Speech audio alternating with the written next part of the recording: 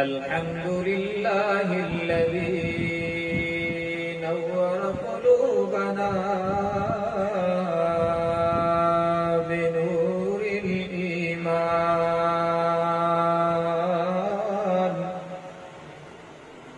وزين أخلاقنا بنور السنة والقرآن والصلاة والسلام على سيد الأنبياء محمد الذي أنزل عليه الفرقان وعلى آله وأصحابه الذين آمنوا بالبيان. أما بعد فأعوذ بالله من الشيطان الرجيم. بسم الله الرحمن الرحيم. إنما يريد الله ليذهب عنكم الرجس أهل البيت ويطهركم تطهيرا. وقال النبي صلى الله تبارك وتعالى عليه وسلم: الحسين مني وأنا من الحسين. أو كما قال النبي صلى الله تبارك وتعالى عليه وسلم: صدق الله وصدق رسوله النبي الأمي الهاشمي الأمين الكريم. ونحن على ذلك لمن الشاهدين والشاكرين والحمد لله رب العالمين.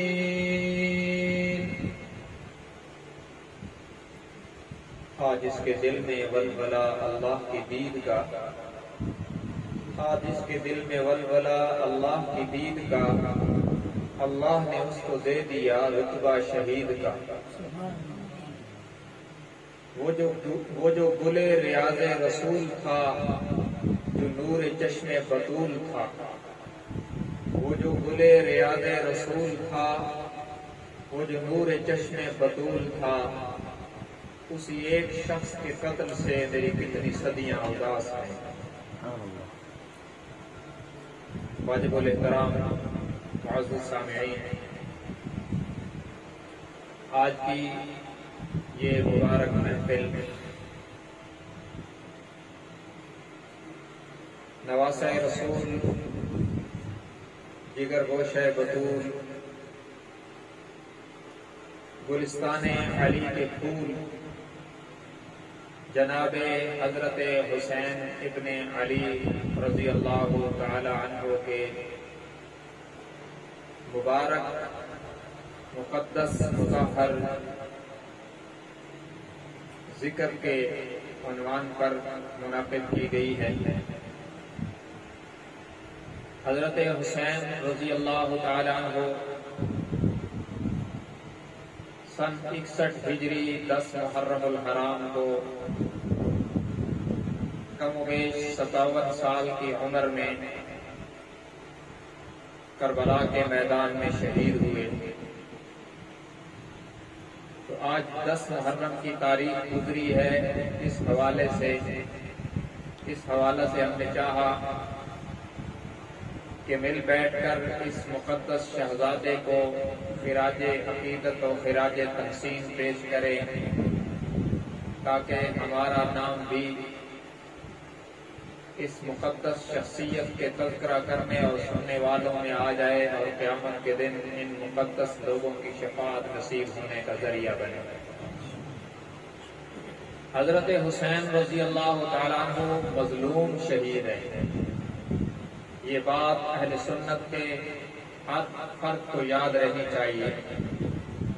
کہ حضرت حسین رضی اللہ تعالیٰ عنہ اپنے ساتھیوں اور خاندان کے افراد سمیت مظلوم شہید ہیں، لیکن صرف آپ کی مظلومیت کا یہ پہلو نہیں ہے، آپ کی مظلومیت کا ایک اور پہلو بھی ہے، اور میں وقت کو چیک کر کے چلوں گا، اور اگر وقت نے اجازت دی تو دونوں پہلوؤں پر بات کروں گا۔ آپ کی مظلومیت کا یہ پہلو تو عام طور پر لوگوں کو بتلایا جاتا ہے کہ وہ کربلا کے میدان میں مظلومیت کے ساتھ شہید کر دیے گئے ہیں، اور اس میں کوئی شک نہیں ہے، لیکن حضرت حسین رضی اللہ تعالیٰ عنہ کی مظلومیت کا ایک اور پہلو یہ ہے کہ جب آپ کا ذکر مبارک ہوتا ہے تو خطیب، واعظ، مبلغ، ذاکر، جو بھی اس کا لیبل ہو، وہ ذکر مبارک یوں کرتا ہے کہ بچپن کے پہلے 6 سال بیان ہوتے ہیں، اور پھر واقعہ کربلا بیان ہوتا ہے، حضرت حسین رضی اللہ تعالیٰ عنہ کی درمیان والی زندگی کے جو 50 سال ہیں انہیں عام طور پر نظر انداز کر دیا جاتا ہے، اور ان کی زندگی کا نصف صدی پر محیط جو حصہ ہے اسے بیان نہ کر کے بھی ان کے ساتھ ظلم کیا جاتا ہے۔ اس حیثیت سے بھی حضرت حسین رضی اللہ تعالیٰ عنہ کی شخصیت مظلوم ہے۔ تو کوشش کی جاتی ہے کہ حضرت حسین رضی اللہ تعالیٰ عنہ کا مبارک ذکر آپ کو پورا سنایا جائے، اور گزشتہ کئی سالوں میں، یہ گزشتہ محرم میں اور مولانا خالد صاحب دونوں شدید بیمار ہوئے، جس کی وجہ سے محرم کا یہ عشرہ کسی بھی پروگرام میں ہم شرکت نہیں کر سکے تھے، نہ حضرت عمر کی شہادت پہ پروگرام ہوا، نہ حضرت حسین رضی اللہ تعالیٰ عنہ کی شہادت پہ پروگرام ہوا، کوئی پروگرام نہیں ہو سکا تھا۔ اور اس سال بھی مولانا صاحب بیمار ہیں، اس وجہ سے ہمارا شیڈول متاثر ہے، لیکن آج ان ساتھیوں کے اخلاص کی برکت سے یہاں حاضری ہو رہی ہے۔ گزشتہ محرم کو چھوڑ کر اس سے پہلے آپ حضرات کو یہ بات یاد ہوگی کہ ہم نے حضرت عمر کی شہادت پر آپ کو ذکر عمر بھی سنایا ہے، اور حضرت حسین رضی اللہ تعالیٰ عنہ کی شہادت پر حضرت حسین کا ولادت سے شہادت تک پورا ذکر سنایا ہے، ادھورا نہیں، پورا ذکر سنایا ہے۔ اور انصاف کی بات یہ ہے کہ جس شخصیت کی زندگی کا ایک ایک پہلو ہمارے لیے مشعل راہ ہے، ہمیں ان کا ذکر مکمل کرنا چاہیے۔ تو آج اس عزم سے آپ بیٹھے کہ ہم حضرت حسین رضی اللہ تعالیٰ عنہ کا ذکر ان کی ولادت سے شروع کرتے ہیں، اور جہاں تک ہو سکا کریں گے، اور جہاں پر وقت ہمیں اجازت نہیں دے گا تو اگلی قسط میں کر لیں گے۔ ضروری تو نہیں نا حضرت حسین رضی اللہ تعالیٰ عنہ یا دیگر اصحاب و اہل بیت کوئی دنوں کے پابند ہیں کہ بس محرم کی 10 کو اس کا ذکر ہو اور نہ ہو۔ ہمارا یہ عقیدہ ہے کہ جس فرد کی نسبت محمد الرسول اللہ صلی اللہ علیہ وسلم کے مبارک قدموں سے ہو گئی، اس کا ذکر ایام اور مہینوں کا پابند نہیں، وہ سدا بہار ہو گیا۔ سب کہتے ہیں سبحان اللہ۔ تو حضرت حسین رضی اللہ تعالیٰ عنہ صحابی رسول بھی ہیں، نواسہ رسول بھی ہیں، جگر گوشہ بطول بھی ہیں۔ آپ کو حضور اکرم صلی اللہ علیہ وسلم کے ساتھ کئی نسبتیں ہیں، تو آپ کا ذکر کوئی محرم کا پابند تو نہیں ہے نا۔ سنی کا ایمان، مسلمان کے ایمان کا تقاضا یہ ہے کہ یہ ہر حال میں ذکر حسین کرے، بلکہ اس کا کردار بھی ذکر حسین ہے۔ تو آج جتنا تذکرہ ممکن ہو سکا میں کروں گا، اور جہاں پر وقت ختم ہوگا وہاں دوسری قسط پر اس کو ملتوی کر دیں گے، اور چند دنوں کے بعد ایک اور پروگرام رکھ کے اس میں یہ ذکر مکمل کریں گے۔ اور میں یہ ذکر اس امید پر کیا کرتا ہوں کہ شاید جب حشر میں نامہ اعمال کھلے اور حضرت حسین رضی اللہ تعالیٰ عنہ اپنے غلاموں کی فہرست دیکھیں تو شاید کوئی نظر کرم ہو جائے اور سفارش ہو جائے کہ انہوں نے ہمارا ذکر جتنا انہیں معلوم تھا ولادت سے شہادت تک پورا کیا اور سنا تھا، اور ادھر سے لب ہل گئے ہمارے حق میں، تو ہمارا عقیدہ ہے کہ انشاءاللہ ہمارا کام بن جائے گا۔ تو ذکر مبارک پورا ہونا چاہیے. آپ سننے کے لیے تیار ہیں انشاءاللہ؟ میں اتنا وقت نہیں لوں گا کہ آپ کو تھکا دوں اور آئندہ سال پروگرام ہو تو آپ کہیں یار یہ تو آدھی رات کر دیتے ہیں، ایسا نہیں جانا. میں اتنا وقت لوں گا جتنے وقت میں آپ بیدار رہ کر سن سکیں گے، اور پھر اگلی قسط میں اگلا پروگرام رکھ لیں گے. حضرت حسین رضی اللہ تعالیٰ عنہ وہ عظیم شخصیت ہیں جن کی ولادت سے پہلے، جن کے پیدا ہونے سے پہلے حضور اکرم صلی اللہ علیہ وسلم نے ان کی پیدائش کی خوشخبری سنائی ہے. اور آپ کو پتہ ہے ہمارا یہ عقیدہ ہے کہ حضور صلی اللہ علیہ وسلم بغیر وحی کے نہیں بولتے. حضور صلی اللہ علیہ وسلم کی زبان اطہر سے وہی جملہ نکلتا ہے جو رب کی رضا ہوتی ہے، جو اللہ کا فیصلہ ہوتا ہے. نبی کا خوشخبری سنانا گویا تائیدن رب کا خوشخبری سنانا ہے. اور یہ حضرت حسین رضی اللہ تعالیٰ عنہ کی شان ہے کہ اس سے پہلے جب انبیاء کرام کا مبارک سلسلہ جاری تھا تو نبیوں کی خوشخبریاں دی جاتی تھی. قرآن مقدس میں ایک پیغمبر کا واقعہ ذکر ہے جن کی ولادت کی خوشخبری بھی اللہ نے دی اور نام بھی اللہ نے بدلایا. میں اس کا حوالہ لے کر آگے بڑھنا چاہتا ہوں. حضرت زکریا علیہ السلام نے بڑھاپے میں اللہ سے اولاد مانگی اور رب نے خوشخبری سنائی. یا زکریا انا نبشرک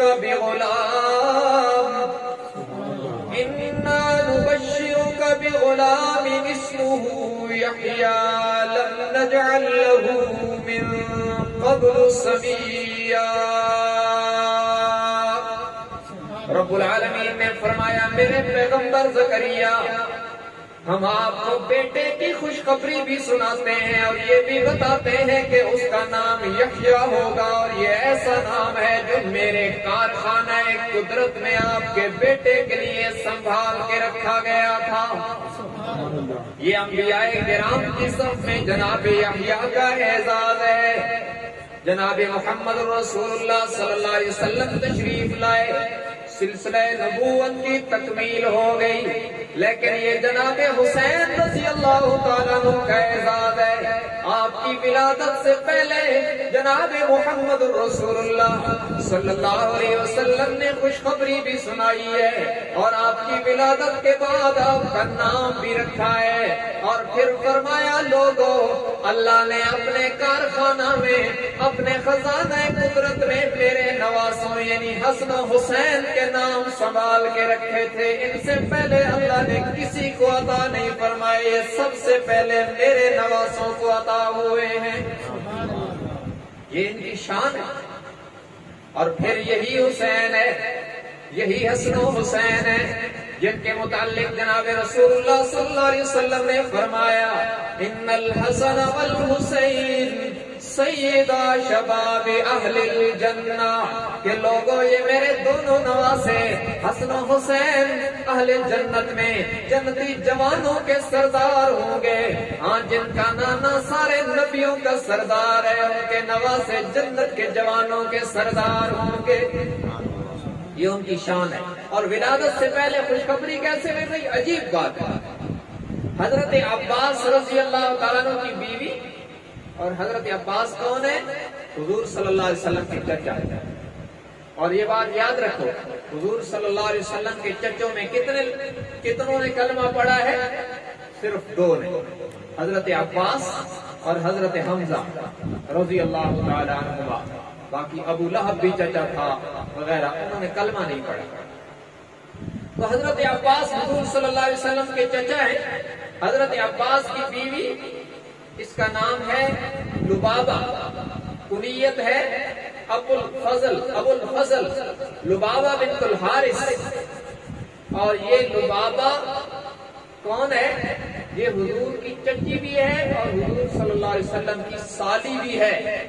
حضور صلی اللہ علیہ وسلم کی جو بیوی ہے نا حضرت میمونہ اور حضرت لبابہ دونوں ماں شریک بہنیں ہیں. اور صرف یہ نہیں، حضرت میمونہ، حضرت لبابہ اور حضرت ابو بکر صدیق کی بیوی حضرت اسماء، یہ تینوں ماں شریک بہنیں ہیں.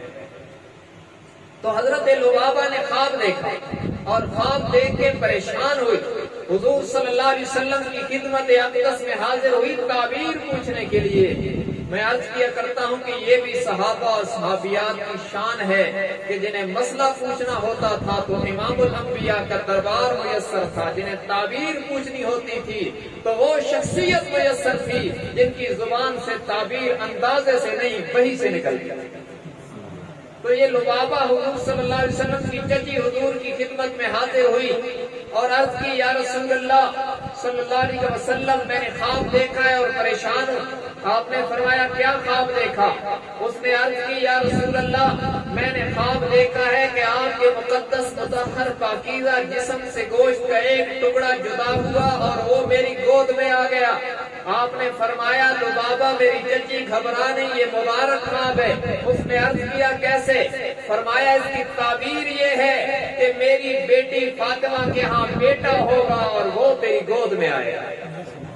یہ حضرت حسین کی ولادت سے پہلے خوشخبری، اور چند دنوں کے بعد حضرت حسین رضی اللہ تعالیٰ عنہ کی ولادت ہوئی اور پھر کسی لبابہ بنت الحارث بنت الفضل نے حضرت حسین کو اپنی گود میں لیا اور حضور صلی اللہ علیہ وسلم کی بتلائی ہوئی تعبیر پوری ہوئی اور اس عورت نے حضرت حسین کو اپنی گود میں لے کر دودھ پلایا اور پھر اس نسبت سے حضرت حسین رضی اللہ تعالیٰ عنہ اور حضرت عبداللہ ابن عباس، حسن بن عباس وغیرہ جو حضرت عباس کے بیٹے ہیں، یہ سارے حضرت حسین سے دودھ شریک بھائی بھائی۔ تو حضرت حسین رضی اللہ تعالیٰ عنہ کی یہ شان ہے کہ حضور صلی اللہ علیہ وسلم نے پہلے خوشخبری سنا دی۔ اور پھر ایک اور شان دیکھتے، حضرت حسین رضی اللہ تعالیٰ عنہ پیدا ہوئے، شعبان کا مہینہ تھا اور سن 4 ہجری۔ یہ بات یاد رکھو، حضور صلی اللہ علیہ وسلم جب مکہ مکرمہ سے مدینہ منورہ تشریف لے گئے، اس سفر کا نام ہے ہجرت اور اسی سے ہجری شروع ہوتی ہے۔ پہلے سال کو کہتے ہیں سن 1 ہجری، دوسرا سن 2 ہجری اور تیسرا 3 اور چوتھا 4 ہجری۔ یعنی مدینہ منورہ تشریف لے جانے کے بعد چوتھے سال حضرت حسین پیدا ہوئے شعبان کے مہینے میں۔ اور یہ بات یاد رکھو، سن 2 ہجری میں حضرت علی رضی اللہ تعالیٰ عنہ کا سیدہ فاطمہ الزہرا رضی اللہ تعالیٰ عنہا سے نکاح ہوا اور سن 3 ہجری میں حضرت حسن پیدا ہوئے رضی اللہ عنہ اور سن 4 ہجری شعبان کے مہینے میں حضرت حسین پیدا ہوئے رضی اللہ عنہ۔ اب جب بچے پیدا ہوتے ہیں تو بچوں کا اعزاز ہوتا ہے کہ جناب یہ پیدا ہوئے تو فلاں مبارک دینے آئے، فلاں حضرت مبارک دینے آئے، فلاں چودھری صاحب مبارک دینے آئے، فلاں پیر صاحب مبارک دینے آئے، فلاں گدی نشین مبارک دینے آئے۔ ارے حضرت حسین وہ خوش نصیب ہے جو پیدا ہوئے تو نبیوں کے امام مبارک دینے آئے۔ بھئی حضرت حسین کا ذکر سن کے جن کا ایمان تازہ ہوتا ہے وہ کہیں سبحان اللہ۔ یاد رکھو، حضرت ابو بکر و عمر کا ذکر ہو اور ہمارے چہروں پر مسکراہٹ ہو، حضرت علی اور حضرت حسین کا ذکر ہو، جس کی پیشانی پہ بل پڑے وہ سنی نہیں ہے۔ کھلی سی بات ہے، ان کا بغض منافقت کی علامت ہے۔ جیسے ابو بکر و عمر کا بغض رکھنے والا گمراہ ہے، ایسے ہی حضرت حسین اور ان کے خاندان کا بغض رکھنے والا بھی گمراہ ہے۔ دونوں کی محبت ایمان کی بنیاد ہے، جزو ایمان ہے، یاد رکھنا۔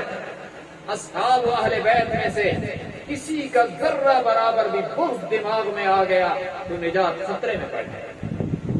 اللہ ہمیں سب سے محبت نصیب فرمائے اور ہم سب کو ماننے والے ہیں۔ جو ابو بکر و عمر اور دیگر اصحاب کو نہیں مانتا وہ رافضی ہے اور اسلام سے اس کا کوئی تعلق نہیں، اور جو حضرت علی اور حضرات حسنین اور دیگر ان کے خاندان کے افراد کو نہیں مانتا وہ خارجی ہے اور وہ بھی گمراہ ہے، ہدایت سے اس کا بھی کوئی تعلق نہیں۔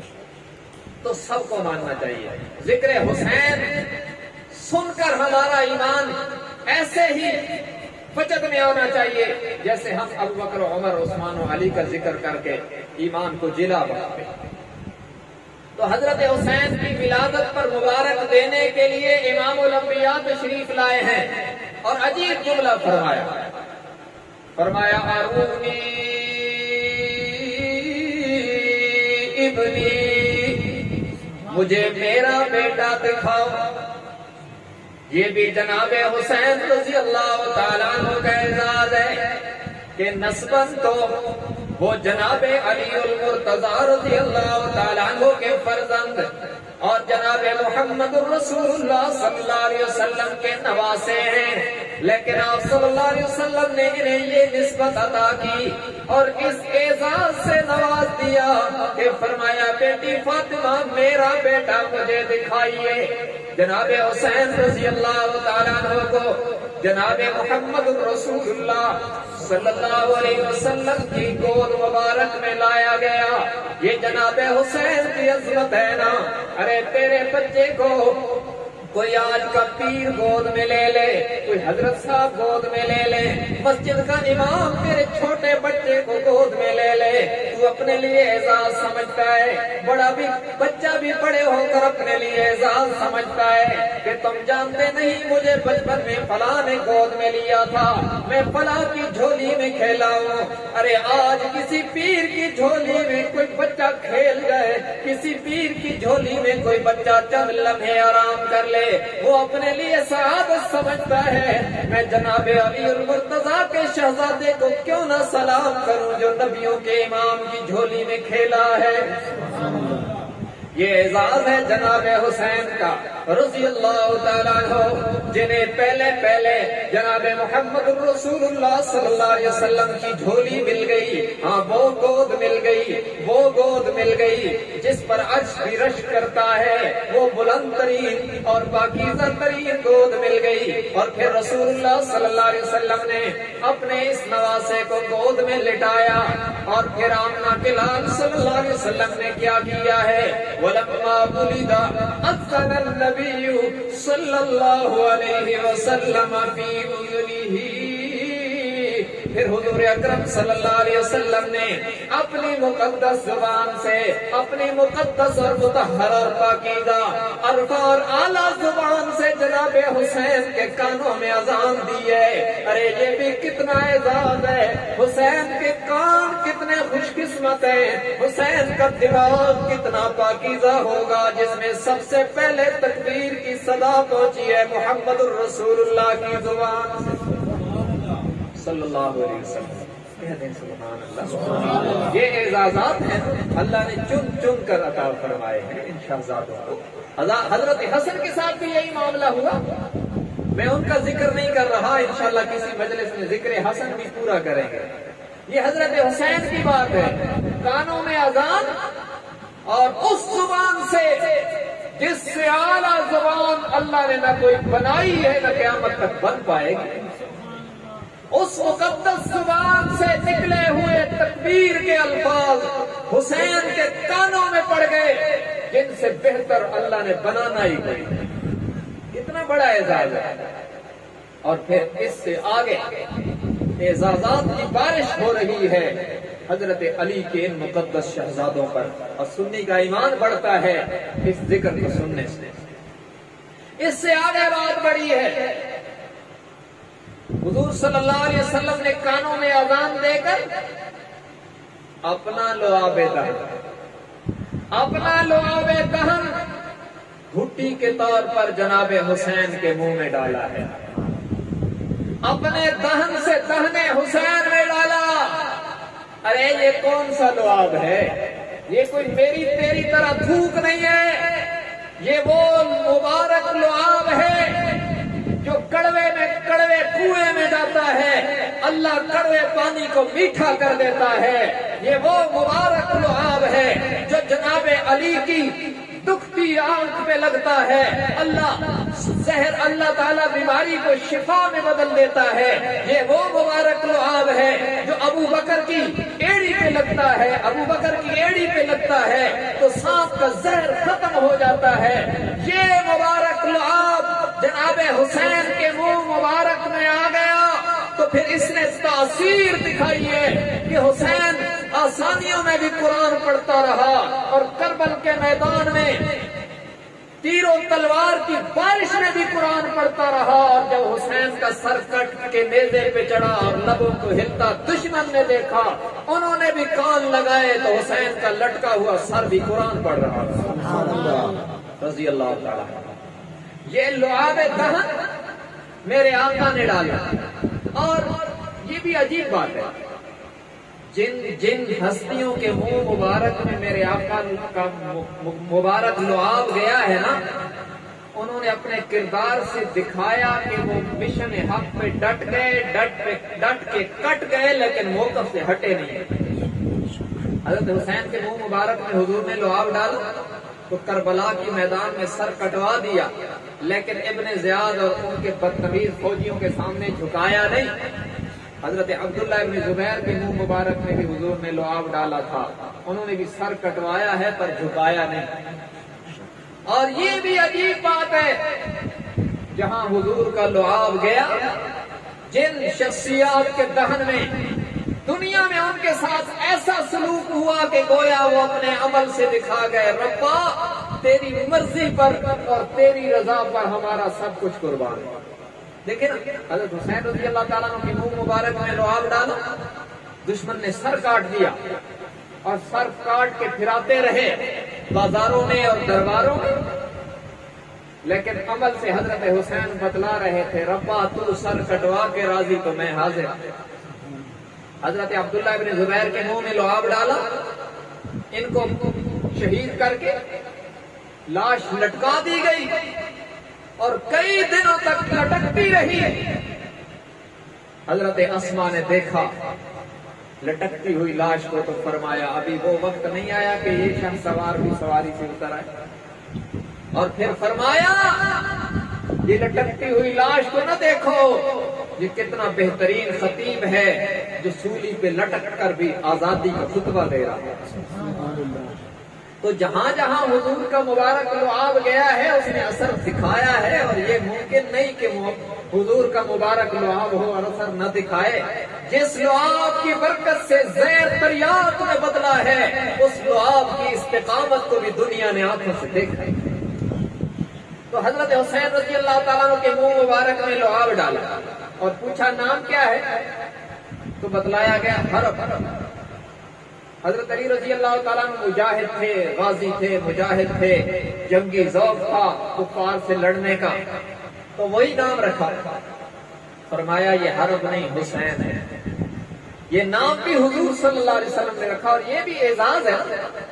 لوگ کہتے ہیں یہ نام میرے بچے کا آپ کو پتہ ہے کس نے رکھا ہے؟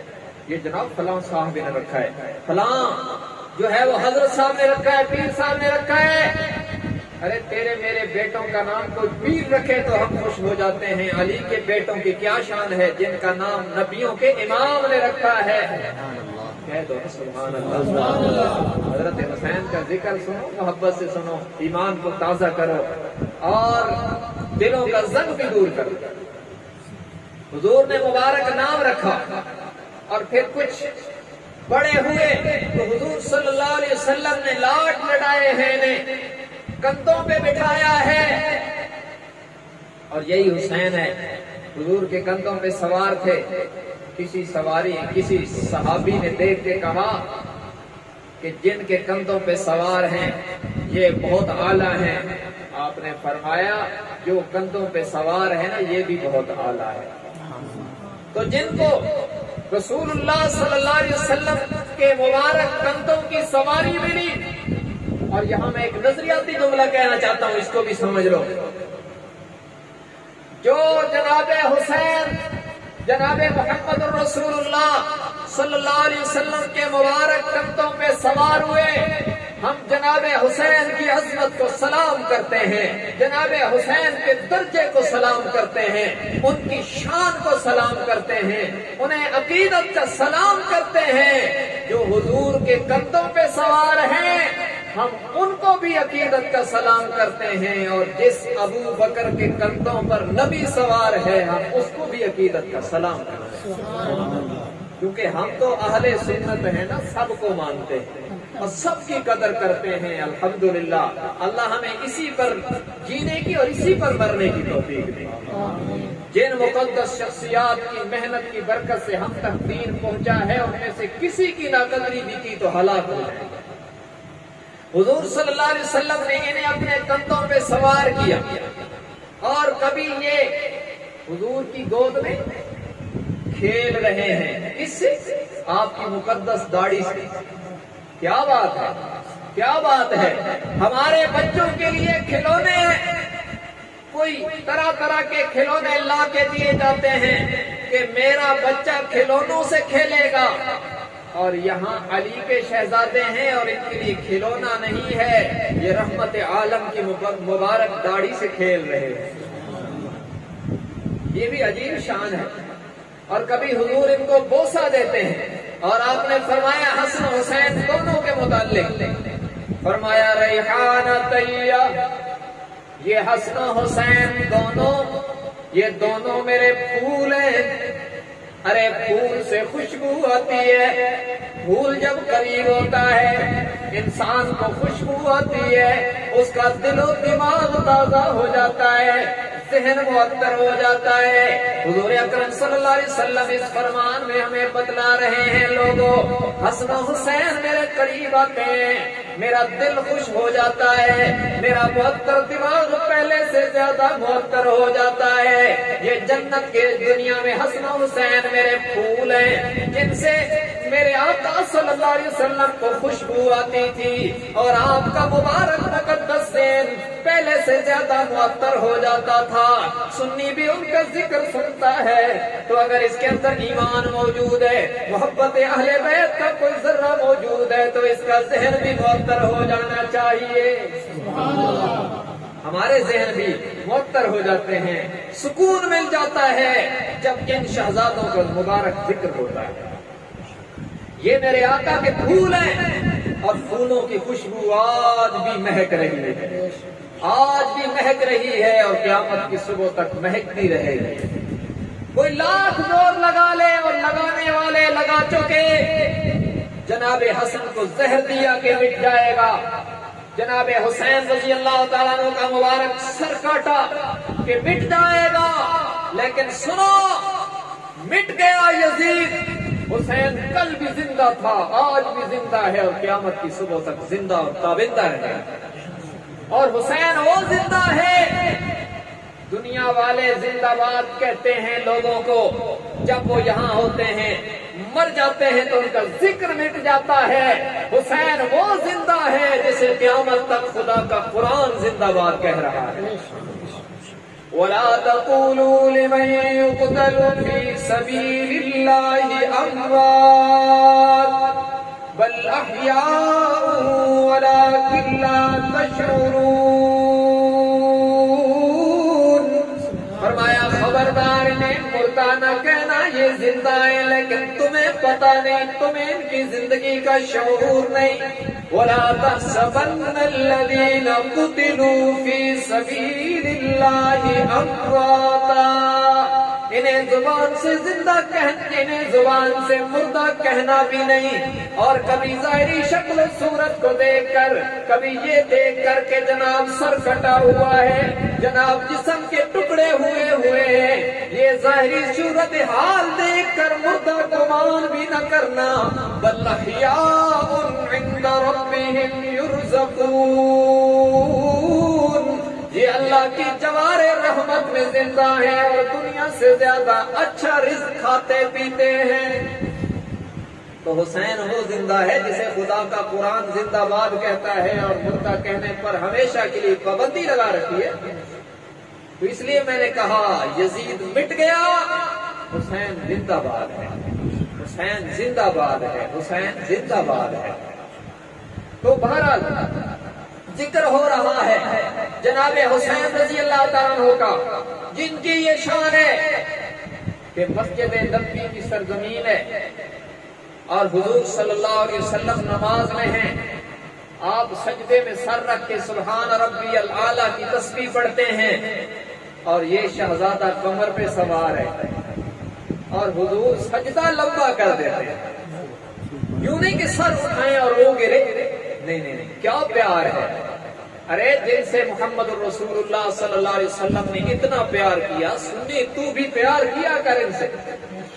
اتنا عظیم پیار کا اظہار ہو رہا ہے کہ حسین نبیوں کے امام کی مقدس کمر پہ سوار ہے، اور نبی نے سجدہ لمبا کر دیا.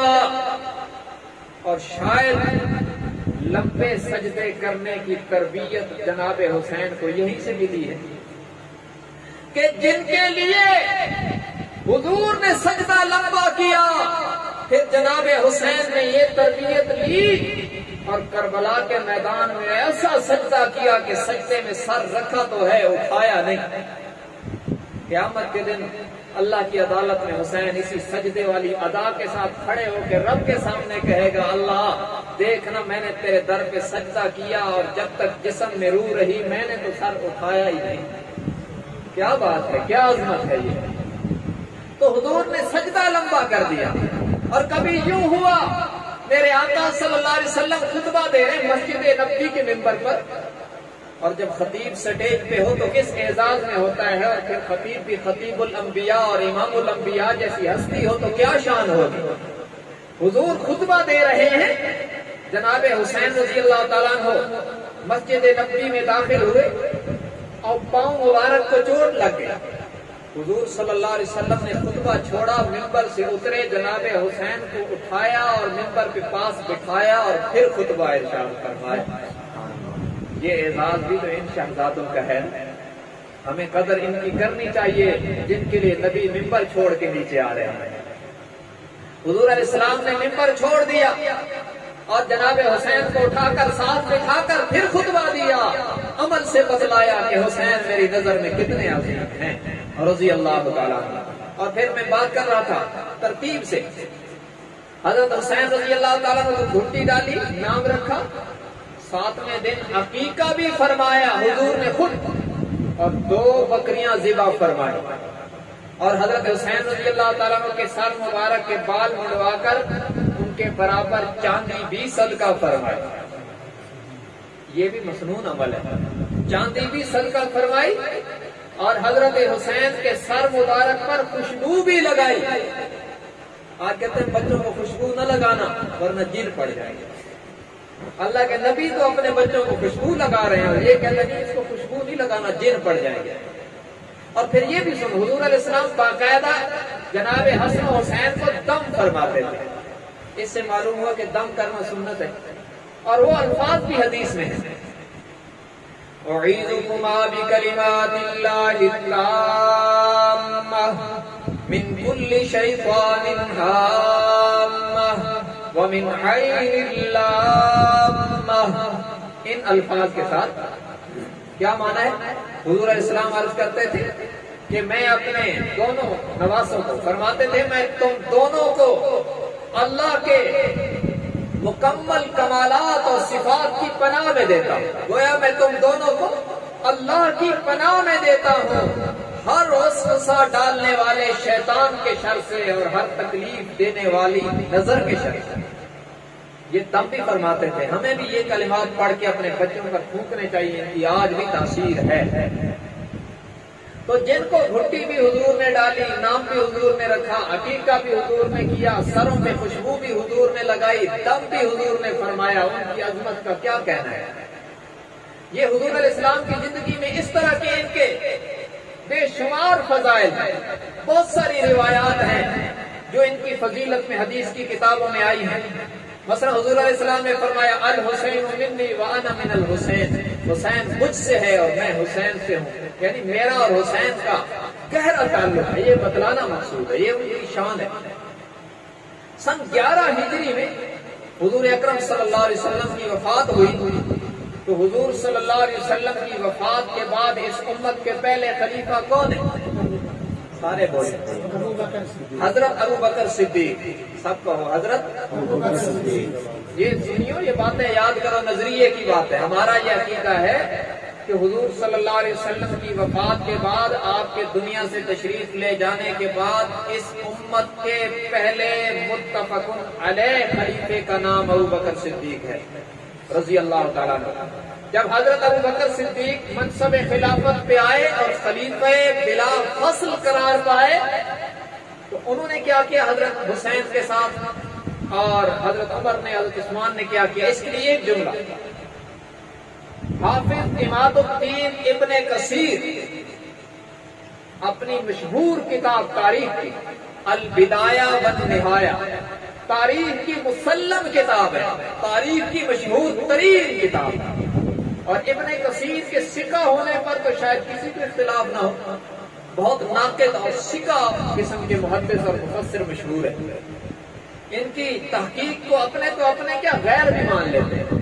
انہوں نے البدایہ والنہایہ میں لکھا ثم كان الصدیق یکرمہ ویعظمہ وکذلک عمر وعثمان، کہ پھر حضور علیہ السلام کی وفات کے بعد ابو بکر صدیق بھی اور اسی طرح جناب عمر اور عثمان رضی اللہ تعالیٰ عنہ، ان تینوں خلفائے راشدین نے حضرت حسین رضی اللہ تعالیٰ عنہ کی عزت اور احترام کرنے میں اور ان کو نوازنے میں کوئی کسر نہیں دی۔ اور پھر اسی دور ابو بکر صدیق میں حضرت حسین رضی اللہ تعالیٰ عنہ کی والدہ محترمہ اور حضرت علی رضی اللہ تعالیٰ عنہ کی زوجہ محترمہ سیدہ فاطمہ الزہرا رضی اللہ تعالیٰ عنہ کی وفات ہوئی ہے، انہا کی وفات ہوئی، اور وفات سے پہلے وہ بیمار ہوئی، اور بیماری کے ایام میں جس خاتون نے ان کی خدمت کی ہے اس کا نام ہے اسماء بنت امیس، اور یہ ابو بکر صدیق خلیفہ وقت کی بیوی ہے۔ اور یہ بات یاد رکھو، یہ اسماء بنت امیس کون ہے؟ یہ پہلے حضرت جعفر طیار رضی اللہ تعالیٰ عنہ کے نکاح میں تھی، اور حضرت جعفر کون ہے؟ حضرت علی رضی اللہ تعالیٰ عنہ کے بھائی ہیں۔ حضرت علی رضی اللہ تعالیٰ عنہ کے بھائی حضرت جعفر بھی ہیں، عقیل بھی ہیں، یہ سب کو اسلام نصیب ہوا۔ حضرت جعفر رضی اللہ تعالیٰ عنہ حضرت علی کے بھائی ہیں، اور یہ غزوہ موتا میں شہید ہو گئے۔ تو ان کی شہادت کے بعد اسماء بنت امیس بیوہ ہوئی تھی، اور حضرت جعفر طیار کی بیوہ سے جناب ابو بکر صدیق نے نکاح کیا تھا۔ تو یہ حضرت ابو بکر کی بیوی تھی، اور یہ بھی عجیب بات ہے، حضرت ابو بکر کی وفات کے بعد اس اسماء بنت امیس سے جناب علی المرتضیٰ نے نکاح کیا۔ تو اس وقت جب سیدہ فاطمہ الزہرا رضی اللہ تعالی عنہا بیمار ہے، تو اسماء بنت امیس ابو بکر صدیق کے نکاح میں، خلیفہ وقت کے نکاح میں، امیر المومنین کے نکاح میں ہے، تو خاتون اول ہے، خاتون اول ہے۔ لیکن جب حضرت فاطمہ بیمار ہوئی ہے تو خدمت کے لیے خاتون اول متعین ہے۔ جناب فاطمہ کو پانی چاہیے تو ابو بکر کی بیوی دے، جناب فاطمہ کو کھانا چاہیے تو ابو بکر کی بیوی دے، جناب فاطمہ کو اگر جسم کے کسی حصے کو دبانے کی ضرورت پڑے تو ابو بکر کی بیوی کرے۔ آخری ایام میں جتنی خدمت تھی ساری ابو بکر صدیق کی بیوی اسماء بنت امیس نے سر انجام دی، جو محبت کی دلیل ہے۔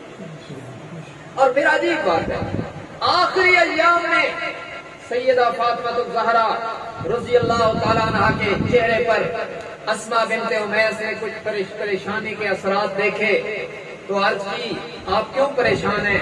سیدہ فاطمہ الزہرا رضی اللہ تعالیٰ عنہ، ہاں وہ مقدس خاتون جس نے طہارت، پاکیزگی اور پردے کے گر محمد الرسول اللہ کی صحبت میں رہ کر سیکھے، اس خاتون نے عرض کی اسماء میں اس لیے پریشان ہوں کہ جب سے بالغ ہوئی ہوں یا مجھے محمد مصطفیٰ نے دیکھا یا علی المرتضیٰ نے دیکھا ہے، میں نے اپنے کپڑے پر بھی غیر محرم کی نظر نہیں پڑنے دی۔ میں پریشان اس لیے ہوں، میں نے علی سے کہہ دیا میرا جنازہ رات کو اٹھائے، لیکن پھر بھی پریشان ہوں۔ چارپائی پر رکھی میت کو دیکھ کر جسم کے نشیب و فراز کا اور قد و قامت کا اندازہ تو ہو جاتا ہے، میں چاہتی ہوں کہ میرے جسم کی قد و قامت کا اندازہ بھی کسی غیر محرم کو نہیں ہونا چاہیے۔ کیا یہ پردہ ہے؟ سیدہ اسماء بنت امیس ابو بکر صدیق کی بیوی نے عرض کی آپ گھبرائیں نہیں، یہ انتظام میں کر دوں گی۔ انہوں نے کہا کیسے کرو گی مجھے دکھاؤ۔ انہوں نے ایک چارپائی کے چاروں طرف کھجور کی چھڑیاں لگائی اور اوپر ایک چادر ڈال دی۔ فرمایا اس چارپائی کے اوپر جب میت کو رکھا جائے اور اوپر چادر ڈال دی جائے تو پھر قد و قامت بھی نظر نہیں آتی، جسم کے نشیب و فراز بھی نظر نہیں آتے۔ یہ انداز دیکھ کر سیدہ فاطمہ الزہرا رضی اللہ تعالی عنہا مسکرائی اور انہوں نے اسماء بنت امیس کو دعا دیتے ہوئے فرمایا اسماء اللہ تجھے جہنم سے یوں محفوظ کر دے جیسے تم نے میرے لیے غیر محرموں کی نظروں سے بچانے کا انتظام کر دیا۔ یہ کتنی بڑی محبت ہے۔ ابو بکر کی بیوی کو جناب علی المرتضیٰ کی بیوی اور حضور کی بیٹی دعائیں دے کر جا رہی ہے، پھر بھی کوئی کہے دشمنی ہے تو وہ خود بے وقوف، وہ خود بے وقوف ہوگا۔ یہ دشمنی ہے، یہ محبت کی دلیل ہے۔ دشمن کی بیوی بیمار ہو تو کوئی اپنی بیوی بھیجتا ہے خدمت کے لیے، یہ ساری محبت کی باتیں ہیں۔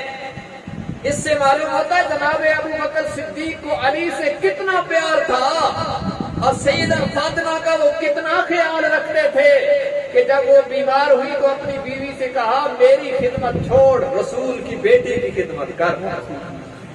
یہ جناب علی سے اور جناب فاطمہ سے بھی محبت کی دلیل ہے، اور حضور صلی اللہ علیہ وسلم کی قرابت کا بھی کتنا خیال رکھتے تھے، اس کی بھی دلیل ہے۔ جو ابو بکر اپنی بیوی کو فاطمہ کی خادمہ بنائے ہوئے ہیں، وہ فتح کا مال کھا سکتا ہے؟ یہ کس سے کہانیاں بنا رکھے ہیں، یاد رکھو۔ جس ابو بکر نے اپنا سب کچھ نبی پر لٹایا، کچھ نہیں بچا کے رکھا۔ ارے سنیو یہ بات، جب فدق کی رٹ لگائی جاتی ہے کہ سیدہ فاطمہ کا مال کھا گئے، پھر ہمارا دل دکھتا ہے کہ کس پر الزام لگاتے ہو؟ تمہیں پتہ ہے ابو بکر کون ہے؟ جس نے کلمہ پڑھا تو کپڑے کی 6 دکانیں اور وہ ساری قربان کر دی امنہ کے لال کے قدموں پر۔ اور جب ہجرت کی رات نکلے ہیں حضور کے ساتھ تو 40,000 درہم لے کر، یہ کروڑوں کی ملکیت بنی، اور وہ سارے قربان کر دیے حضور کے قدموں پر۔ اور پھر غزوہ تبوک کے موقع پر جب میرے آقا نے چندے کی اپیل فرمائی تو ابو بکر نے گھر میں جھاڑو لگا دیا، سب کچھ نبی کے قدموں پر نچھاور کر دیا۔ ارے وہ ابو بکر جب خلافت کے ایام میں دنیا سے جانے کا وقت آیا تو اپنی بیٹی عائشہ سے فرمایا بیٹی میری وفات کے بعد مجھے پرانی چادروں میں کفن۔ حضرت عائشہ نے عرض کی ابا جی آپ کو نئی چادروں میں کفن کیوں نہ دیں؟ فرمایا نئی چادریں کسی زندہ بندے کے کام آ جائیں گی، مجھے پرانی چادروں میں کفن دے کر اللہ کے حوالے کر دینا۔ ارے جس نے شاہی سے کفن بھی نہیں بنایا وہ نبی کی بیٹی کا حق نہیں کھا سکتا۔ یہ کس سے کہانیاں ہیں، ان سے توبہ کر لو۔ اصحاب و اہل بیت میں دشمنی امت کو مت دکھاؤ۔ رحماء بینہم، قرآن کا فیصلہ ہے کہ یہ سارے آپس میں شیر و شکر تھے، تم محبت کی تصویر دکھاؤ گے تو قرآن کی تفسیر بن جائے گی۔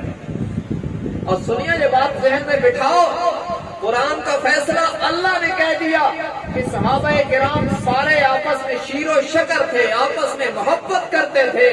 اب کوئی بددینت مورخ دشمنی دکھائے گا تو اس تاریخ کو جلا دیا جائے گا۔ قرآن کے مقابلے میں کوئی تاریخ ہمیں قبول نہیں۔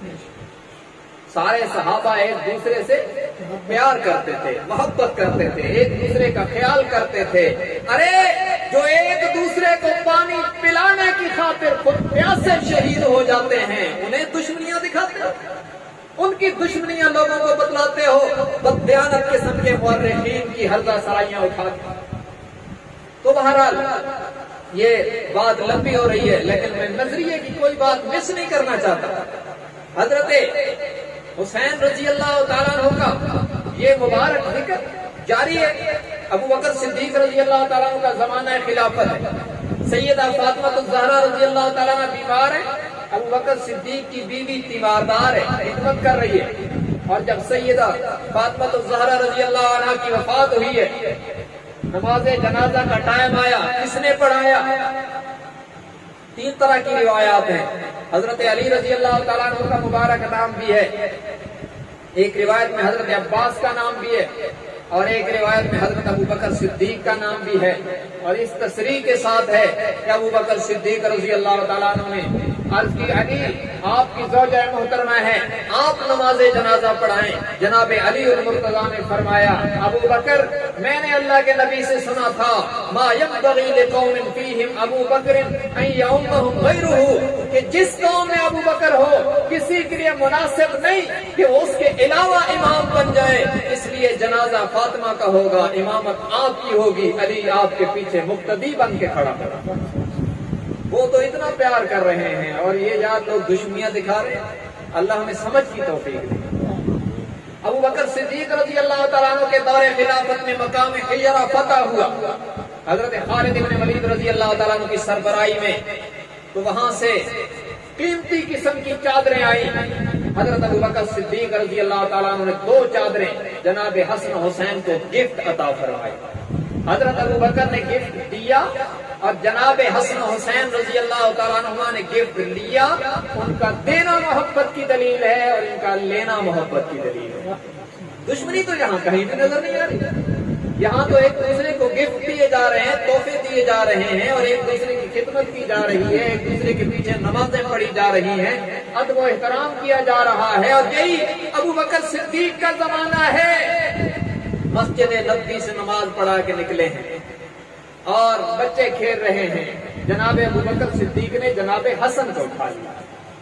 حضرت علی رضی اللہ تعالیٰ نے دیکھ کے فرمایا ابو بکر کس کو اٹھا لیا ہے؟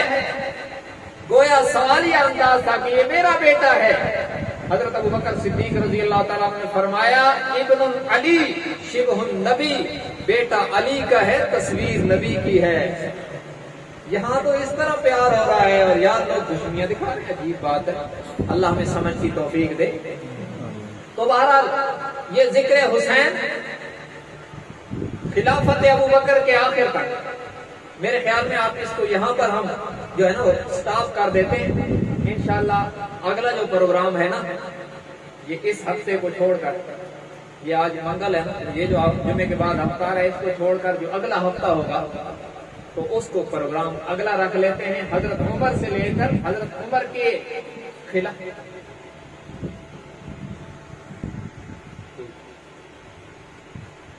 تو حضرت عمر رضی اللہ تعالیٰ عنہ کی خلافت سے لے کر حضرت حسین رضی اللہ تعالیٰ عنہ کی شہادت تک یہ جو تذکرہ ہے، یہ انشاءاللہ اگلی قسط میں رکھ لیتے ہیں۔